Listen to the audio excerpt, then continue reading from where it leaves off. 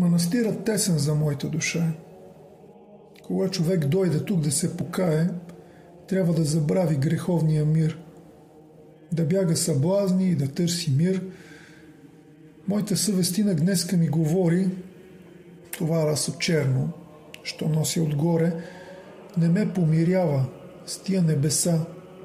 И когато в храма дигна си гласа, химн да пея Богу, да получа раят, мисля, че той слуша тия, що ридаят, в тоя дол плачевни, живот нестърпим. И моята молитва се губи кът дим. И Господ сърдит си затуля ухото на светата песен и херовикото. Мисля, че вратата на небесния рай накъде изглеждат и кой ги не знае. Че не та скилия извожда нататък, че и света шумен пътят е по-кратък, че сълзите чисти, че вдовишки плач, че потът почтенни на прости oraч, че благата дума, че правото дело, че светата правда изказана смело, че ръката братска, без гордост, без вик, подадена скришно на някой клетник, са много по-мили на Господа вишни от всичките химни и тропари лишни. Мисля, че човекът тук, на този свят, има един ближен, има един брат, от кой се склетва монахът отказа. Че цел по-висока Бог ни тук показа. Че не с това расо и не с таз брада мога да отмахна някоя беда от уния, що страда. Мисля, че канонът мъчно ще направи да замлъкне стонът, че ближния ми има нужда не в молитва, а в съвет и помощ, когато залитва. Мисля аз и още, че овчарят същ с овцете живее на пек и на дъжд и че моите братя търпят и го страшно. Аз нямам нищо и че то е гряшно и че ще е харно да оставя веч таз ограда тиха от света далеч и да кажа тайно 2-3 думи нови на унес, що влачат тежките окови. Рече и излезе. 9 години. Той скита се бездомен, без сън, без покой, под вънкашност чужда и под има ново, и с сърце порасло и за кръст готово. И носи съзнание, крепост, светлина на робите слепи в робската страна. Думите му бяха и прости, и кратки, пълни с упования и надежди сладки. Говореше често за бунт, за борба, като за една ближна обща веселба, часа на която беше неизвестен. Изпитваше кой е сърцат, сиреч честен да стане участник в подвига свят. Всяк един слушател беше му и брат. В бъдещето тъмно той гледаше ясно. Той любеше своето отечество красно. Той беше скиталец и като дете прост, и като отшелник живееше в пост. Горите, полята познати му бяха. Всичките пътеки крака му видяха. Пустинята знаеше неговия глас. Хижата го знаеше и на всеки час вратата й за него отворена беше. Той се не боеше. Под небето спеше. Ходеше замислен, сам си, без другар. Тая заран млад е, до вечера стар. От 9 търговец, сега просяк дрипав. Кога беше нужно, хром и сляп и клипав. Днес в селото глухо, утре в някой град. Говореше тайно за ближни преврат, за бунт, за свобода, за смъртта, за гроба и че време вече да възстане роба, че щастлив е оня, който дигне пръв народното знаме и пролее кръв. И че трябва твърдост, кураж, постоянство, че страха е подлост, гордостта пиянство, че равни сме всички в големия час. Той внасяше бодрост в народната свяст.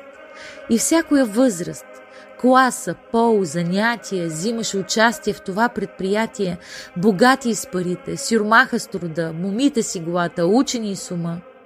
А той, беден, гол, бос, лишен от имота, за да е полезен, дал си бе живота.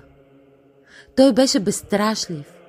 Той беше готов 100 пъти да умре на кръста Христов, да гори като Хуса или като Симона за правдата свята да мре под Триона. Смъртта бе за него и приятел, и брат. Зашил беше тайно в ръкава си яд. На кръста му вярно оръжие висеше, за да бъде страшен, кога нужда беше.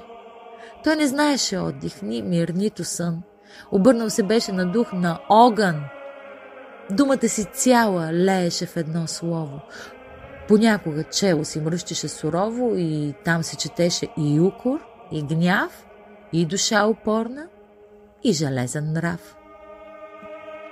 Той беше невидим, фантом или сянка. Озове се в черква, мерне се в седянка, покаже се, скрий се, без знак и без след, навсякъде гонен, всякъде приет. Веднъж в събрание едно многобройно той влезна внезапно, поздрави спокойно и лепна плесница на един подлец. И излезе тихо, из малки градец. Името му беше знак зарад тревога. Властта беше вредом невидима, строга, обсаждаше 20 града изведнъж да улови тоя демон вездесъщ. От лице му мрачно всички се бояха. Селените прости светец го зовяха, избрани, сдушени в тайни места, слушаха с трепет, с зяпнали уста неговото слово сладко и опасно. И тям на душата ставаше по-ясно. И семето чудно падаше в сърцата и бързо растеше за жътва богата. Той биде предаден и от един поп. Той мръсен червяк, той низък роб, то с позор за Бога, той пятно на храма. Дякона погуби чрез черна измама. То с човек безстиден с ниско чело, пратен на земята не се знае защо. То с издайник грозен и Божий служител, който тая титла без срам бе похитил. На кого устата пълни с яд и злост изрекоха подло: фанете тогос. На кого ръката не благословия, а издайство свърши и гръмне струшия, и чието име не ще спомена от страх моята песен да не възкверна. И кого родила една майка луда, който равен в ада има само Юда, фърли в плач и жалост цял народ тогас. И тоз човек и още живее между нас.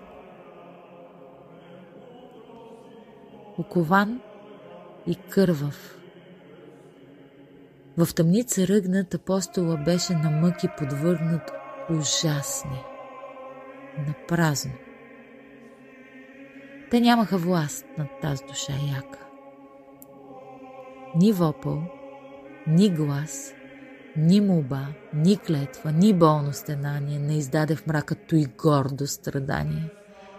Смъртта беше близко, но страха далеч, и той не пошушна предателска реч, и на вси въпроси грозно изпитание, един ответ даде и едно мълчание, и казваше: аз съм Левски, имена. И никое име той не спомена. Но тирана и люти да убие духа, една заран Левски осъди на смърт.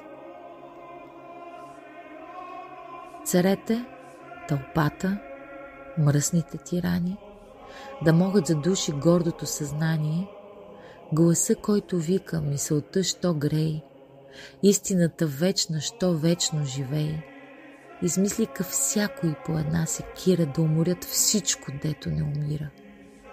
Зарад Прометея, стръмната скала, яда за Сократа с клеветата зла, Синджир за Коломба, кладата за Хуса, кръста на Голгота за кротки Исуса, и по този начин най-грозният конец в бъдещето става най-сияен венец.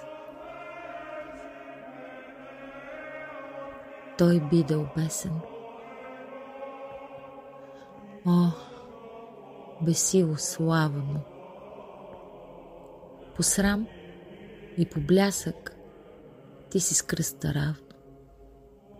Под теб ние видяхме, уви, да висят много скъпи жертви и да се тресят, и вятъра южни с тях да си играе, и тиранът весел с тях да се ругае.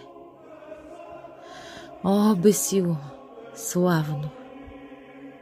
Теб те освети смъртта на героите. Свещено си ти. Ти белег си страшен и знак за свобода, за коя под тебе гинеше народа, и лъва, и храбри. И смъртта до днес под тебе, бесило, правише ни чест, защото подлецът, шпионът, мръсникът, в одния дни мрачни, що робство се викат, умираха мирни на своето легло, с продадена съвест, с позор на чело, и смъртта на тебе, о, бесилко свята, бе не срам, а слава нова на земята. И връх, откъдето виждаше духа към безсмъртието, по-прекия път.